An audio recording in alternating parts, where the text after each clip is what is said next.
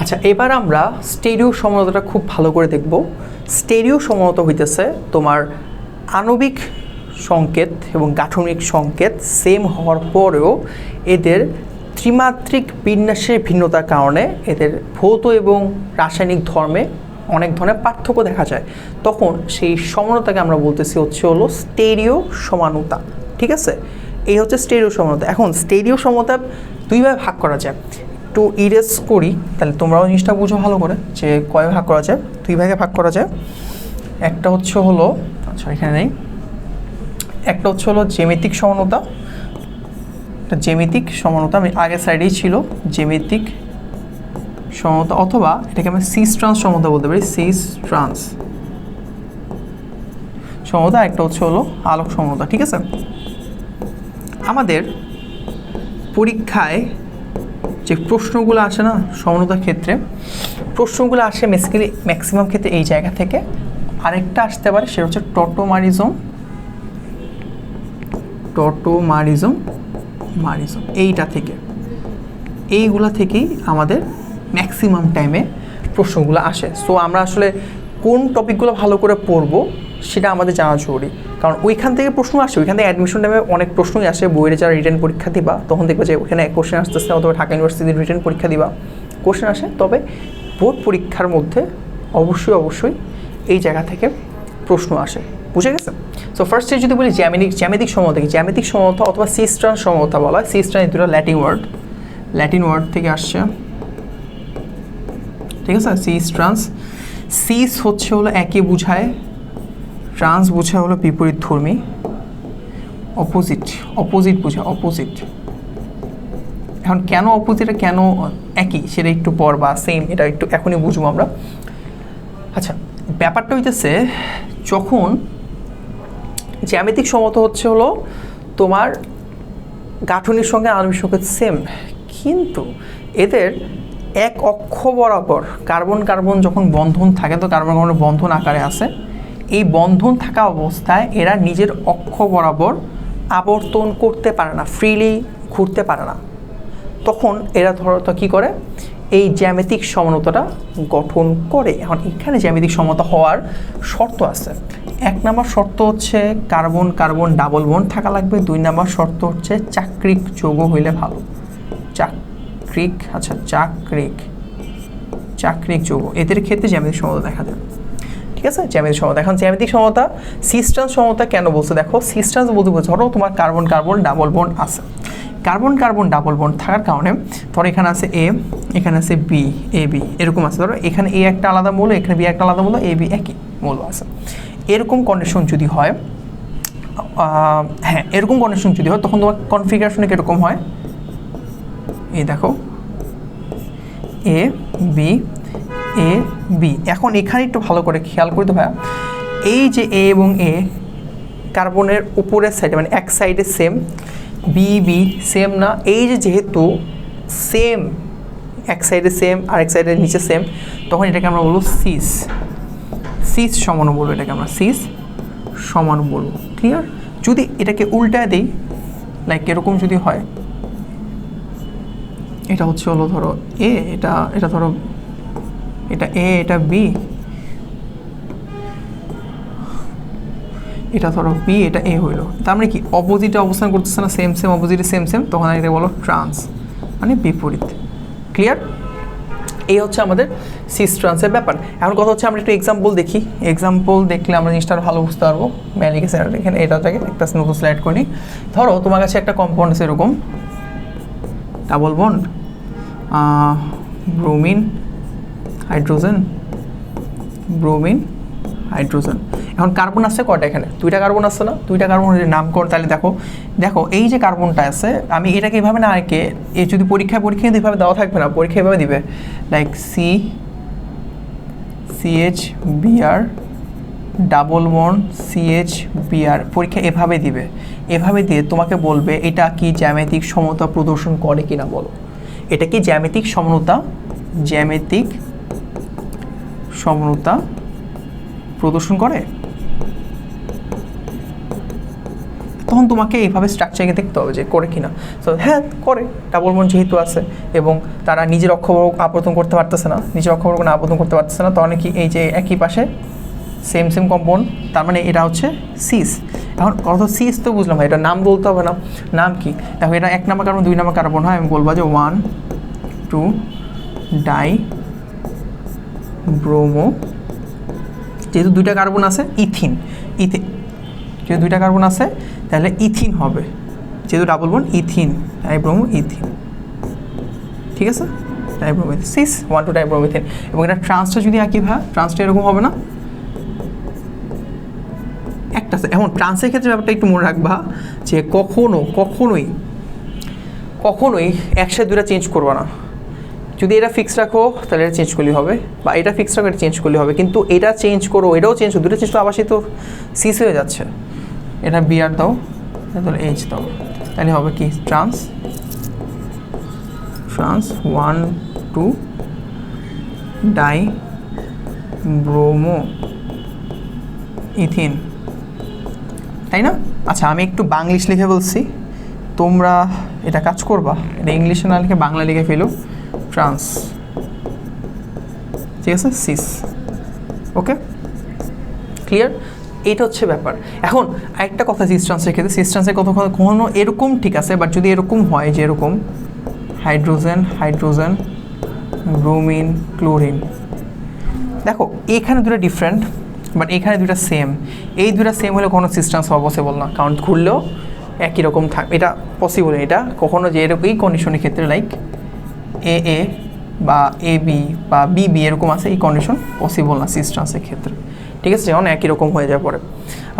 ওকে, আরেকটা ব্যাপার হলো সিস ট্রান্সের ক্ষেত্রে কী কনফিগারেশন আমি দেখতে পারি। সিস ট্রান্সের ক্ষেত্রে কনফিগারেশন আমি একটু এক্সাম্পলগুলো বুঝে দিই। একটা তো এরকম এ বি, একটা হতে পারে এরকম যে এ বি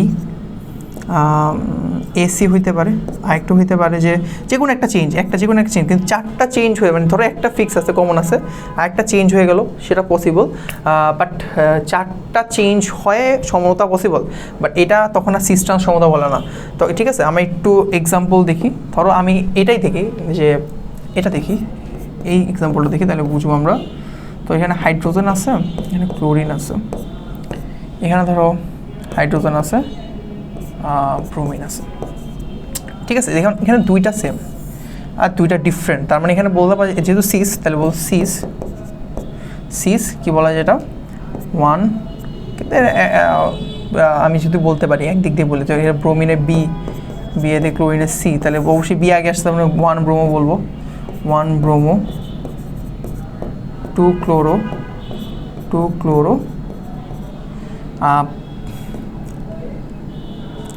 ইথিন,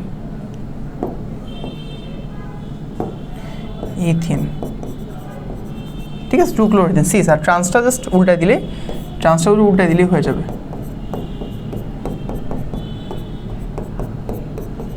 ওকে আচ্ছা, আমি একটা পয়েন্ট দিছিলাম একটু আগে, দেখেছিলাম যে ডাবল বন্ডের ক্ষেত্রে হয় আর একটা হচ্ছে চাকরির ক্ষেত্রে হয়। ডাবল বন্ডের ক্ষেত্রে হইতেছে, ধরো এটা হইলো ডাবল বন্ড, আমরা দেখলাম ডাবল বন্ডে হওয়ার একটা রিজন ছোট করে জানতে পারি যে কার্বন এদের মধ্যে আসলে sp2 সংকরণ হচ্ছে, এই যে দুজনের মধ্যে sp2 সংকরণ হওয়ার কারণে এদের 2pz যে সংকরণ, আমরা 2pz যে অরবিটালটা আছে সেটা কিন্তু অসংকরিত অবস্থা থেকে, জাস্ট শর্টলি বলতেছি, অসংকরিত অবস্থায় থেকে যায়, এই অসংকরিত অবস্থা থেকে গিয়ে সে বেসিক্যালি একটা পাই বন্ধন তৈরি করে,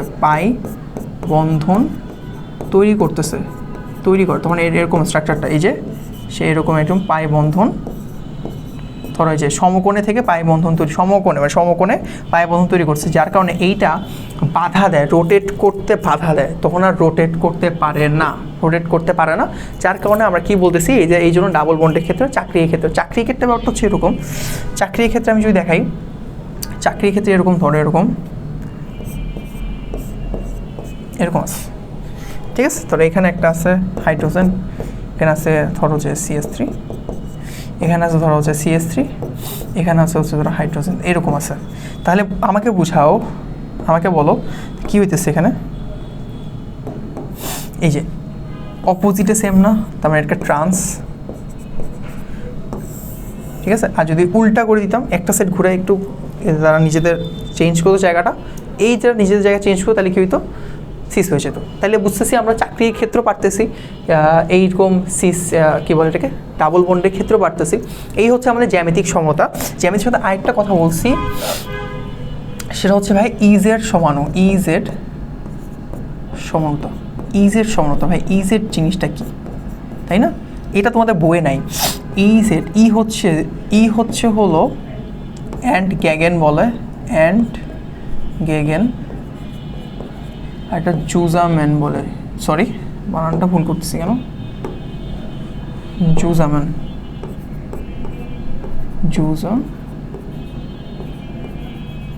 জুজাম্যান বলে। জুজাম্যান মিনস হচ্ছে হলো একই, সরি জুজাম্যান মিনস মানে হচ্ছে একই দিকে, আর এটা হচ্ছে হলো অপোজিট দিকে বোঝায়, বিপরীত দিকে। এইটা কখন জানো, এটা আসলে কখন হয়, ইজের সমতা কখন হয়, যখন আমি দেখবো যে আমার কার্বন কার্বন ডাবল বন্ডের ক্ষেত্রে A B C D different compound, 4টাই ডিফারেন্ট কম্পাউন্ড হবে, তখন আমি তাকে ইজের সমতা বলবো। আর এটা তখন একই বলতে হচ্ছে আণবিক ভর বেশি, আণবিক ভর একই, যেই সাইডে একই আর যেই সাইডে বিপরীত, আণবিক ভর যেই সাইডে বেশি বা একই, অথবা যেই সাইডে বিপরীত। ধরো এক সাইডে বেশি এক সাইডে কম বেশি, এরকম আছে। ধরো আমি যদি বুঝাই একটা এক্সাম্পল দিয়ে, ব্রোমিন, ক্লোরিন, ফ্লোরিন, আয়োডিন, ওকে, আয়োডিন, দেখো ভাই আয়োডিন না, আয়োডিন। এখন কথা হচ্ছে কীভাবে কাজ করতেছে, দেখো এইখানে ব্রোমিন এবং ক্লোরিন এই একই পাশের দুজনের মধ্যে ব্রোমিনের অবশ্যই আণবিক ভর বেশি, ক্লোরিনের কম, সেম ফ্লোরিনের কম, আয়োডিনের বেশি, তাই না? ব্রোমিনের বেশি, ক্লোরিনের কম, ফ্লোরিনের কম, ব্রোমিনের আয়োডিনের বেশি। তার মানে এখানে দেখতেছি এটা অপোজিটে সেম আচরণ করতেছে, তার মানে এরা হচ্ছে ই সমান। নামটা হইতে পারে এরকম যে ব্রোমাইডো, হ্যাঁ এরকম হইতে পারে, ওয়ান ব্রোমো, তারপর কি ক্লোরো আসে না, ওয়ান ব্রোমো, ওয়ান ক্লোরো, তারপর হচ্ছে fluoro, two iodo, fluoro, f ছোটো হাতের হবে, ইথিন, ডাবল, এখানে কোনো লাইন হবে না, ইথিন, ওকে, দ্যাটস ইট। এটা হচ্ছে আমাদের ই সমানু। সেম একই দিকে যদি হয়, আমি একটা সাইড ঘুরে দিই, আয়োডিন, ক্লোরিন, এটা বেশি এটা কম, এটা বেশি এটা কম, সেম দিকে আছে, মিস এটা জেড সমান, জুজামেন, ঠিক আছে। সো এই হচ্ছে আমাদের ইজের সমানতা, জ্যামিতিক সমতা বুঝে গেলাম। তো জ্যামিতিক সমতা নিয়ে আমার মনে হয় না আমাদের আর কোনো প্রবলেম আছে, জ্যামিতিক সমতা থেকে পরীক্ষা অবশ্যই আসে, আমরা অ্যান্সার করতে পারবো ইনশাল্লাহ। এবার একটা কোশ্চেন, একটা একটা অফবিট কোশ্চেন, এটা বইয়ে আসে, পরীক্ষা আসে না, তারপরও আমি মনে করি এটা আমি এমসিকিউর জন্য খুব ভালো একটা কোশ্চেন দেখি, যে ম্যালিক অ্যাসিড থেকে ম্যালিক অ্যানহাইড্রেট, বা এখানে একটা কোশ্চেন আসে যে ম্যালিক অ্যাসিড কি সিস নাকি ট্রান্স, ম্যালিক অ্যাসিড কোন, ম্যালিক অ্যাসিড হচ্ছে এটা,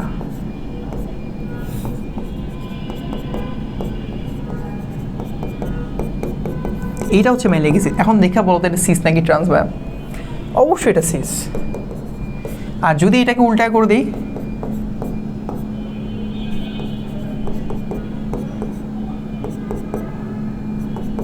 তাহলে কী হবে, এরা তো একটা নাম আছে, এটা তো একটা অ্যাসিড, কী অ্যাসিড, এটাকে ডাইওয়িক অ্যাসিড বলে, ডাইওয়িক অ্যাসিড বলে। তাহলে আমরা কি বুঝলাম, আমাদের ম্যালিক অ্যাসিড সিসে থাকে, ডাইওয়িক অ্যাসিড ট্রান্সে থাকে, দ্যাটস ইট। কোশ্চেনটা হচ্ছে ম্যালিক অ্যাসিড থেকে ম্যালিক অ্যানহাইড্রাইড প্রডিউস করো, কীভাবে করবা, একদম সিম্পল। এই স্ট্রাকচারটা, রিয়াকশনটা অনেক সুন্দর, এই জন্য আমি রাখছি এটা তোমাদের জন্য। জিনিসটা এরকম হয়, এই যে এই সিস্টেম সমতার তুই রাখবো আমি জিনিসটাকে ডাবল বন্ড একটু ঘুরায় রাখতেছি,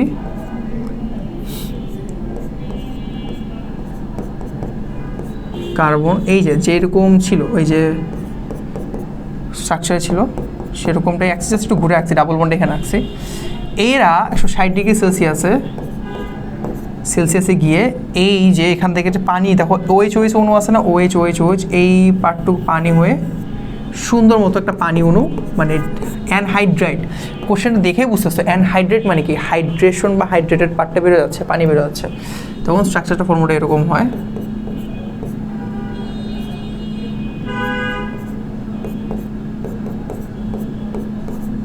এটা হচ্ছে ম্যালেইক অ্যানহাইড্রাইট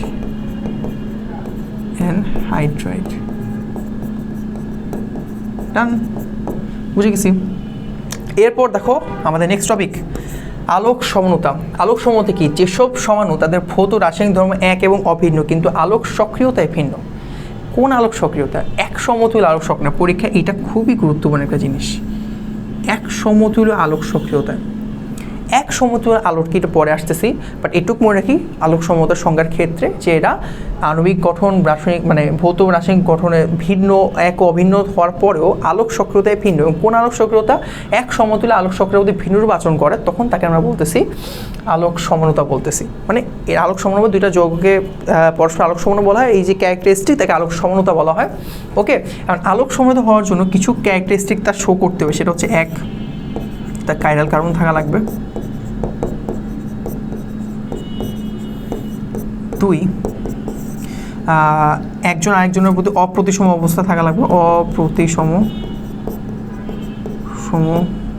অপ্রতিসম না মানে অসমবাদিত, সরি অসমপাতিত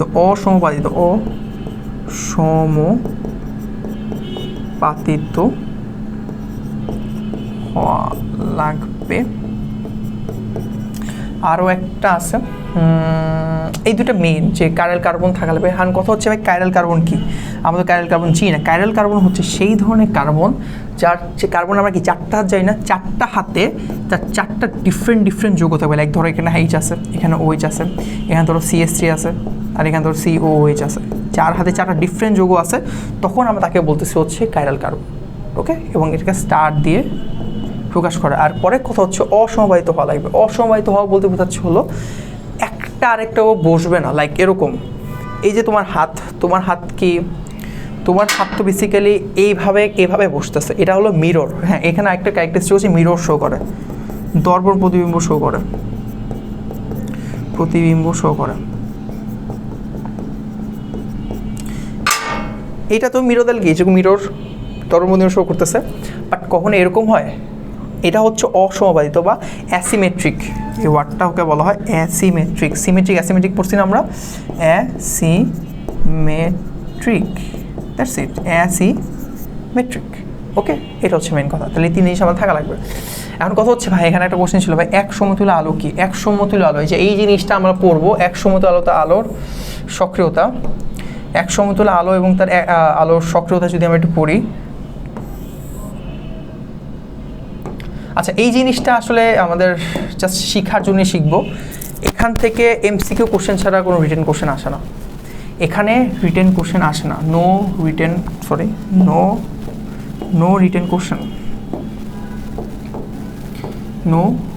কোশ্চেন। ওকে, জাস্ট শর্ট কোশ্চেন আসতে পারে, শর্ট কোশ্চেন যদি স্যাররা চায়, যদিও এখান থেকে দেয় না, এত টপিক যেখান থেকে শর্ট কোশ্চেন দিয়ে দেয়ই না আসলে।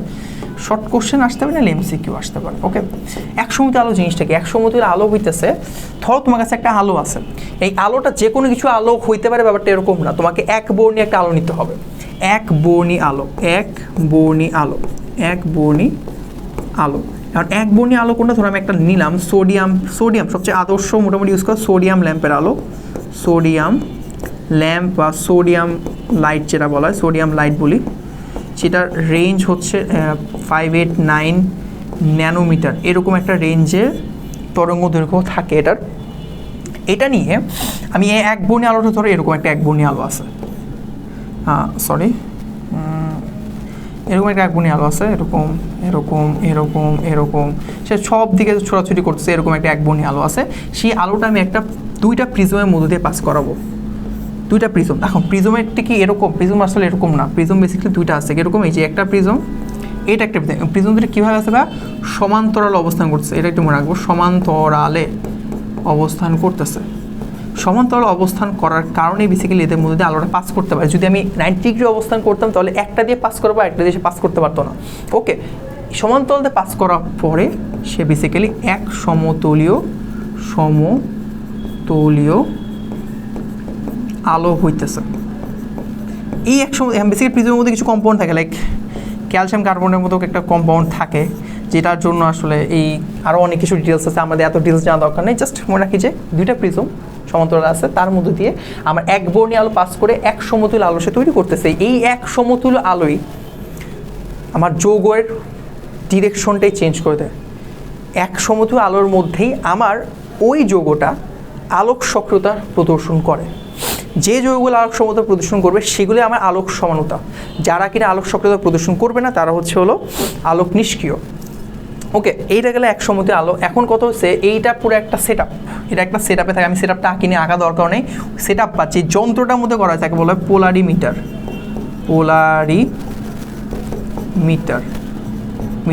এই যে এই সেট আপটা, মানে এই যে তোমার এই সেট আপটা হইলো এক বর্ণীয় আলো, এবং হলো যে এই সেট আপের দুইটা পার্ট আছে বলি, একটা হচ্ছে পোলারাইজার, একটা হচ্ছে অ্যানালাইজার। ওকে, এই পোলারাইজার জিনিসটা হলো এই যে সেটআপটা এক বর্ণীয় আলো এবং তোমার এই যে প্রিজমের মধ্যে পাস করতেছে, এক সমতুল্য আলো তৈরি করছে, এটাকে বলা পোলারাইজার। এটা হলো পোলারাইজারের কাজ। এরপর আছে অ্যানালাইজারের কাজ হচ্ছে এইবার এই এক সমতুল্য আলো, আমার একটা নল আছে, ধরো পোলারিমিটার নল আছে, এই আলোটা সুন্দর মধ্যে নলের মধ্যে দিয়ে যায়। নলের মধ্যে আছে কি, আমার সেই যৌগ অথবা সেই যৌগের দ্রবণ আছে। এর মধ্যে যে আলো পাস করার ফলে সেই আলোটা কীভাবে দেখবে, দেখো এটা তখন আমি দেখবো একটা সেট আপ থাকে গোল সেট আপের মতো, এটাকে বলে অ্যানালাইজার সেট আপ। এই অ্যানালাইজার দিয়ে আমি যদি একটু পর অ্যানালাইজারটা একটু করে ঘুরায় দেখবো যে এটা কি কোনো আলো দেয় কি না, বা আমি যদি রেখে দিই সার্টেন টাইম পর আমি আলো দেখতে পাবো। লাইক একটু আলো দেখতেছো, একটু পর দেখবা জিনিসটা ঘুরতে আবার আলো অফ হয়ে গেছে, আবার একটু পর দেখবা আলো দেখাচ্ছে, আলো শো করতেছে, আলোক সক্রিয়তা মানে আলো দেখাইতেছে। ওইটাই হলো অ্যানালাইজারের কাজ। সে কত অ্যাঙ্গেলে কত অ্যাঙ্গেলে কতটুকু আবর্তনে সে আলোটা দেখাইতেছে, সেটাকে বলা হয় আপেক্ষিক আবর্তন বলো এটাকে।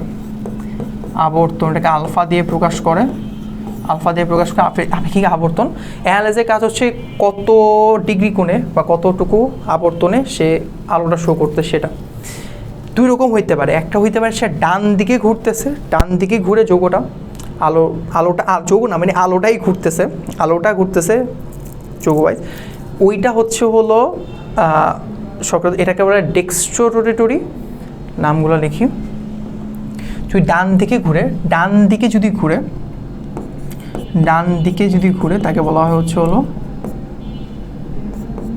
ডেক্সট্রোরোটেটরি, বা এটাকে বলে ডি বলা যায়, শুধু ডি বলা যায়। বাম দিকে ঘুরলে এটাকে বলে লেভোরোটেটরি, ঠিক আছে, এটাকে এল বলা যায়। ওকে, আচ্ছা, যেমন আমি একটা এক্সাম্পল দিই, ল্যাকটিক অ্যাসিড এক্সাম্পল দিই।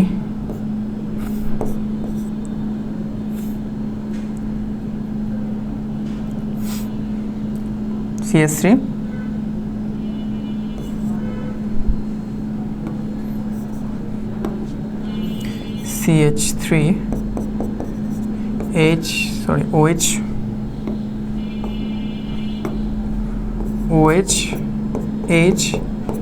COH, ঠিক আছে। এটা দর্পণের সামনে রাখলাম কাইরাল কার্বন। এটা দর্পণে কি দেখাবে দেখো তো, দর্পণে সেরকম দেখাবে না। এখানে OH আছে, এখানে আছে COOH, এখানে আছে CH3, একদম হুবহু দর্পণ জানাবে তাই আঁকছি। ঠিক আছে।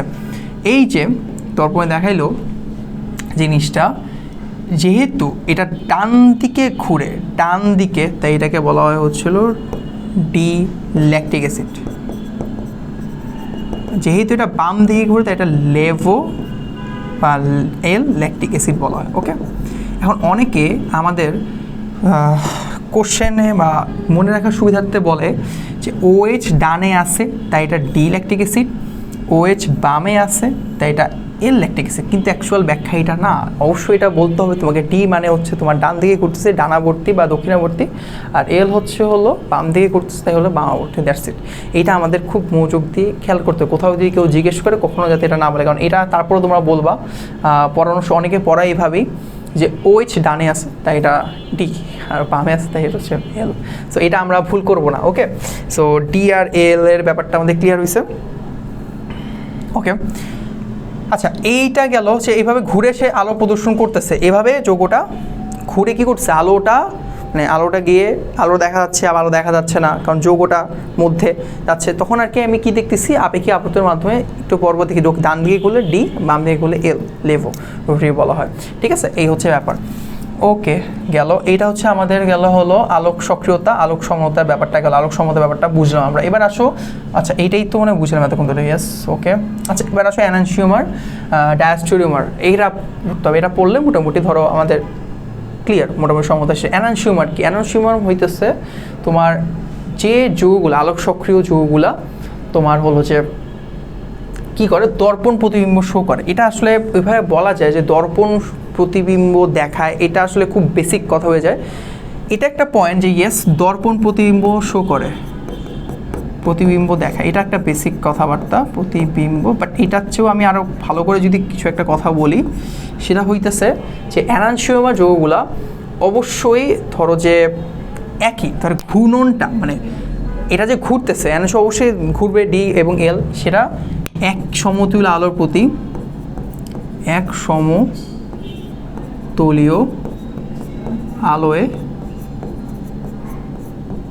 আলোতে সমান এবং বিপরীত দিকে আবর্তন করে, সমান বিপরীত দিকে আবর্তন করে। অর্থাৎ আমি যদি বলি কেউ যদি ধরো +2.4 ডিগ্রি ঘুরে আর একজন অবশ্যই -2.4 ডিগ্রি ঘুরবে, এবং এদের এই যে দুটো ধরো, এটা ধরো আমি প্লাস হচ্ছে এল, ও আচ্ছা প্লাস হচ্ছে ডি, এর ডি হলো প্লাস। যেমন আমি যে ডি ল্যাকটিক অ্যাসিড পড়ছিলাম না, ডি ল্যাকটিক অ্যাসিড দেখছি, এটা হচ্ছে +2.4 আর এটা হচ্ছে এল হচ্ছে -2.4 আবর্তন করে আর কি, নর্মালি এক সমতুল্য আলোর প্রতি। এদের সংমিশ্রণ যৌগ এর আবর্তন তখন শূন্য হয়ে যায়, আবর্তন শূন্য হয়। কেন শূন্য হবে?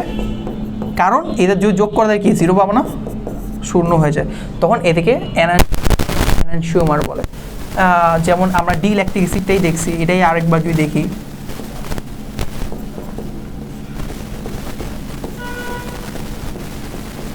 দেখো মিরর লেখা একটা সিস্টেম, আমি তোমাদের যদি বলি একটু খেয়াল করবা, মিরর যৌগটা যখন লিখতেছি আমি একটু খেয়াল করলে তোমরা এটা বুঝবা আমি কীভাবে লিখছি। আমরা অনেক সময় জাস্ট র্যান্ডমলি কী করে এরকম, হ্যাঁ OH এভাবে লিখে দিই না, কীভাবে OH এভাবে লিখে দিই, এভাবে COH লিখে দিই, এভাবে CH3 লিখে দিই, H লিখে দিই, তাই না? এটা ঠিক আছে, ওকে, ইটস ওকে, এটা ঠিক আছে, একদম পারফেক্ট, এটা সমস্যা নেই। এটা ভুল, এত ভুল ধরনের যদি স্যার ওইরকম না হয়, তবে যদি স্যার চায় ইচ্ছা করে তোমার এটা ভুল ধরতে পারে। কেন? আচ্ছা আমি তোমার মুছে দিলাম কেন? কারণ হচ্ছে তোমার এটা কিন্তু দর্পণ হয়েছে, বলো তো দর্পণে মানে কি?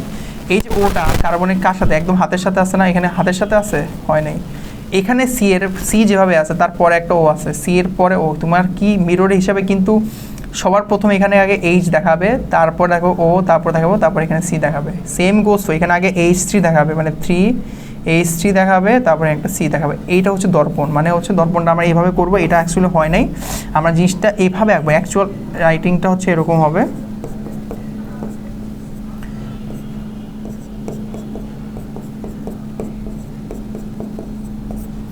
ঠিক আছে না? ওকে, এইটা হচ্ছে কাহিনী, এইটা হচ্ছে আমাদের মেইন কাহিনী, বা আচ্ছা 3 এখানে, যাই হোক এটা হলো কাহিনী। তো এইভাবে যদি লিখি বা আমরা যদি ড্র করি তাহলে আমাদের এটা একদম অ্যাকুরেট হইতেছে, এটা কোনো ঝামেলা নেই। সো একটু চেষ্টা করবো একটু অ্যাকুরেসি মেনটেন করতে, কারণ টিচার যদি মন চায় সে কেটে দিতে পারে। ওকে, এটা হচ্ছে অ্যানানসিউমার। এটা অ্যানানসিউমার গেলে এবার আসলে ডায়াস্টিউমার। ডায়াস্টিউমার ব্যাপারটা হচ্ছে, এটা একটু ইরেজ করি তাহলে আমাদের বুঝাইতে সুবিধা হবে। ডায়াস্টিউমার ব্যাপারটা হইতেছে এরা দর্পণ প্রতিবিম্ব দুটি মানে যৌগ, আলোক সক্রিয় যৌগ, আণবিক গঠন, তারপর হচ্ছে হলো গাঠনিক ধর্ম সেম হয়, এক এবং অভিন্ন, কিন্তু যখন আলোক সক্রিয়তা শো করতেছে কিন্তু এরা দর্পণ প্রতিবিম্ব শো করে না, একে অপরের দর্পণ প্রতিবিম্ব না, তখন তাকে আমরা একে অপরের ডায়াস্টিউমার বলতেছি। এখন কথা হচ্ছে ভাই দর্পণ প্রতিবিম্ব না, তাহলে কিভাবে ব্যাপারটা এরকম। সাপোজ ধর তোমার কাছে একটা যৌগ দিয়ে ডিরেক্ট বুঝে দিই, তাহলে তোমার একদম ক্লিয়ার হয়ে যাবে।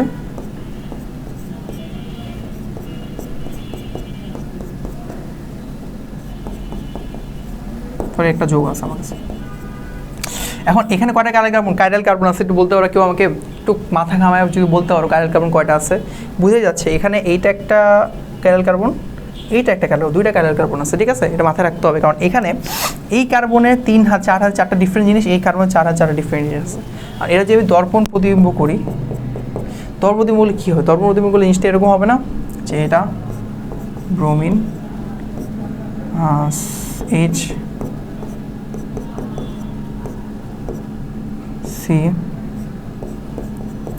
Cl,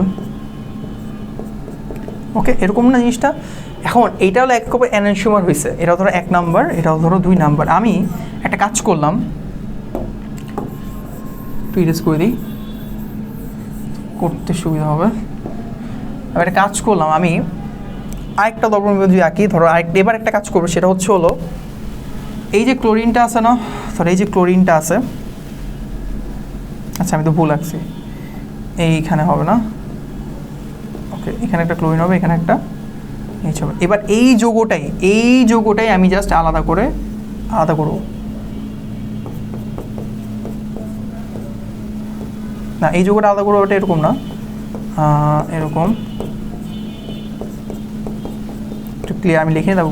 এই দেখো এর সাথে দেখো এইটা এবং এইটার মধ্যে পার্থক্যটা কি? পার্থক্য হচ্ছে সব সেম, জাস্ট এইটা আমি এক্সচেঞ্জ করেছি, দুজনের জায়গায় এক্সচেঞ্জ করেছি। ক্লোরিনটা এখন এখানে, ব্রোমিনটা এখন এখানে। এবার এদের মিরর করলে জিনিসটা এরকম হবে, same bromine, hydrogen, CH3, C, এখানে হবে হলো H, এখানে হবে Cl, CH3, ওকে। এরা ধরো 3 নাম্বার, এরা ধরো 4 নাম্বার। এই যে এরা কিন্তু একে অপরের অ্যানানসিউমার, কিন্তু ডায়াস্টিউমার তাহলে কারা? 1 যোগ 3, 1 যোগ 4 একে অপরের ডায়াস্টিউমার, 2 যোগ 3, 2 যোগ 4 একে অপরের ডায়াস্টিউমার। তার মানে 1 3 1 4 ডায়াস্টিউমার, 2 3 2 4 একে অপরের ডায়াস্টিউমার। আর 1 আর 2 এবং হচ্ছে 3 এবং 4 একে অপরের অ্যানানসিউমার, ঠিক আছে? ক্লিয়ার আমাদের জিনিসটা? এই ডায়াস্টিউমার, অ্যানানসিউমার, এই হচ্ছে ডায়াস্টিউমার অ্যানানসিউমার ব্যাপার স্যাপার। সো আমরা বুঝতে পারছি। নেক্সট টপিক সেটা হচ্ছে মেসোযৌগ। আচ্ছা মেসোযৌগের ব্যাপারটা দেখো, মেসোযৌগ হইতেছে ভাই এরা যখন আমরা একটা কি বলছি যে প্রতিসম ব্যাপারটা, যে এরা যদি ধরো এরকম হয়, ধরো একটা তুমি যৌগ নিছো, সেটাকে তুমি ভাঁজ করলে দেখবা যে একদম হুবহু সেম, এই সাইডেও যা সেম, উপরে নিচেও তা সেম একবারে, তখন তাকে আমরা বলে একেবারে মেসোযৌগ বলবো, বা ওই যৌগটাকে মেসোযৌগ বলবো। আর ওইটাকে আলোক নিষ্ক্রিয়, মেসোযৌগের একটা ব্যাখ্যা বা বৈশিষ্ট্য হচ্ছে আলোক নিষ্ক্রিয়, এরা আলোক নিষ্ক্রিয়, ওকে নিষ্ক্রিয়। যেমন আমি টার্টারিক অ্যাসিড, যদি টার্টারিক অ্যাসিডের একটা সুন্দর সংকেত H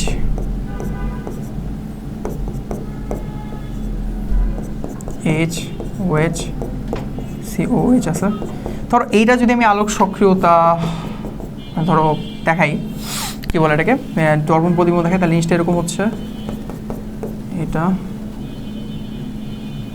এইটা হচ্ছে এখানে হচ্ছে হলো H, এখানে আছে ধরো OH,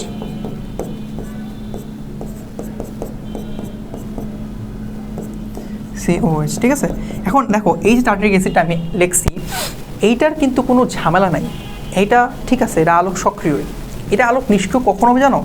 যখন আমার এই পার্টটুকু এক্সচেঞ্জ করে আমি এরকম লিখবো, এখানে একটা এইচ, এইখানে একটা ওয়েস, লাইক এইবার যদি মাঝ তুমি ভাগ করো, তুমি কোনো ডিফারেন্স দেখতে পারতেছো? তুই একবারে বসায় দাও, একবার বোঝা যাচ্ছে না কোনো ডিফারেন্স আছে? না। তার মানে এই যৌগটা আলোক নিষ্ক্রিয়, মানে মেসো যৌগের ক্ষেত্রে এইটা হচ্ছে মেসো যৌগ।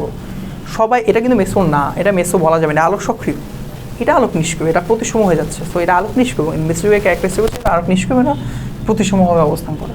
That's it. তাহলে আমরা মেসো যৌগ জিনিসটা বুঝলাম। ওকে, তো আমরা কিছু আমাদের সমানতা মোটামুটি শেষ। আমরা এবার কিছু কোশ্চেন সলভ করবো। এই কোশ্চেনগুলো সলভ করলে আমি মনে করি যে আমরা এবার বুঝতে পারবো যে আমাদের আসলে প্রশ্নে কী চায় বোর্ড পরীক্ষায়, আমরা কীভাবে অ্যান্সার করব। সমানতার 2-3টা কোশ্চেন আমি আরও শেষের জন্য রাখছি, কারণ ওইখানে অ্যালডিহাইড কিটোন বা অ্যালকোহলের কিছু ব্যাপার স্যাপার ছিল, ইকুয়েশন ছিল, যেটা আমরা এখন যেহেতু করি নাই এখন তো সলভ করতে পারবো না। বাট আপাতত যেগুলো আছে বোর্ডে আসে, এগুলো প্রত্যেকটা বোর্ডে আসা কোশ্চেন, এগুলো বোর্ড কোশ্চেন, সবগুলো বোর্ড কোশ্চেন এবং খুব রিসেন্ট টাইমে আসা কোশ্চেন। দেখো ফার্স্টে যে কোশ্চেনটা, এই কোশ্চেনটা তুমি কী বুঝতেছো? কোশ্চেনটা দেখো তো, বলছে একটা, এটা কি একটা অ্যালকাইন না? অ্যালকাইন আছে। এটা কি একটা প্রোপাইন। প্রোপাইন পানির সাথে বিক্রিয়া করে 2% মার্কারি, 20% H2SO4 এবং সেটা পুরো বিন্যাস করে সে এক্স প্রস্তুত করতেছে। এক্স একটা যৌগ। বলছে এক্স যৌগটির টটোমারিজম প্রদর্শন করে ব্যাখ্যা করো। টটোমারিজম প্রদর্শন করে ব্যাখ্যা করো। টটোমারিজম প্রদর্শন করে, এখন টটোমারিজম শুনেই আমাদের প্রথমে মাথায় কী আসে ভাই? কিটো ইনল না? কিটো এবং ইনল, তাই না? তাই তো, কিটো ইনল শো করে। এখন এটা পুনর্বিন্যাস করা মানে কি? হ্যাঁ, অবশ্যই একটা কিটোন আমি পাবো এবং একটা ইনল পাবো। তাহলে দেখি তো পুনর্বিন্যাস করলে কী হয়। এই রিয়াকশনটা কিন্তু আমাদের একদম আমি মনে করি ছোটোবেলা টাইপের রিয়াকশন। এই ছোটোবেলা টাইপের রিয়াকশনটা দেখো, তাহলে পাবা হচ্ছে হলো এরকম CH3 C ও sorry okay O double bond CH2, এই যে এইটা পাই। ওকে, এই জিনিসটা পাই।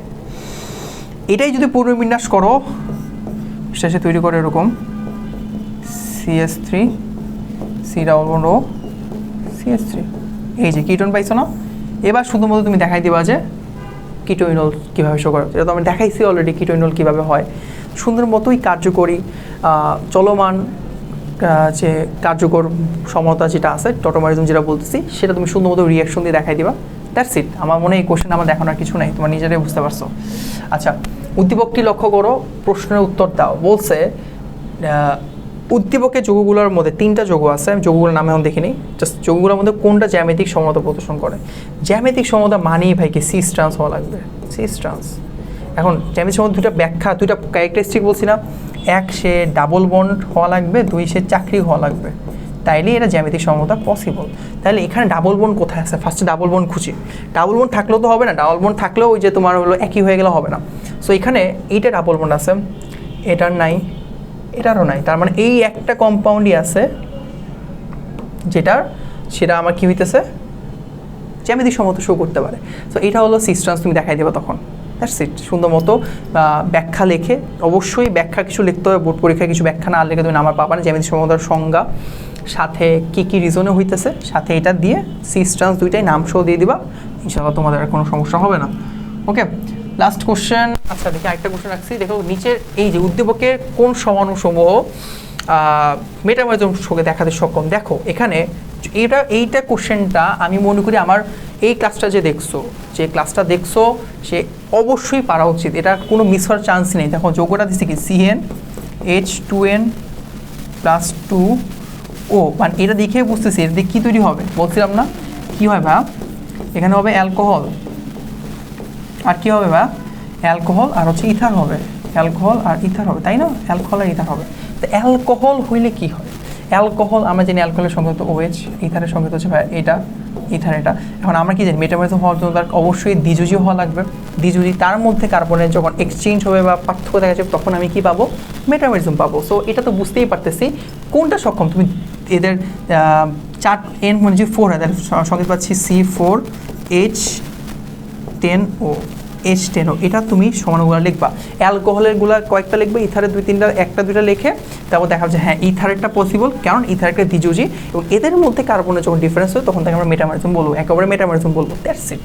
সংজ্ঞা দিয়ে আমাদের এখানকার টপিকটা আমরা কমপ্লিট করতে পারতেছি। আচ্ছা এবার আসো, দেখো এই হলো মোটামুটি আমাদের সমানুতা, এই হচ্ছে আমাদের মোটামুটি সমানুতা বা আইসোমারিজম, ঠিক আছে, কমপ্লিট।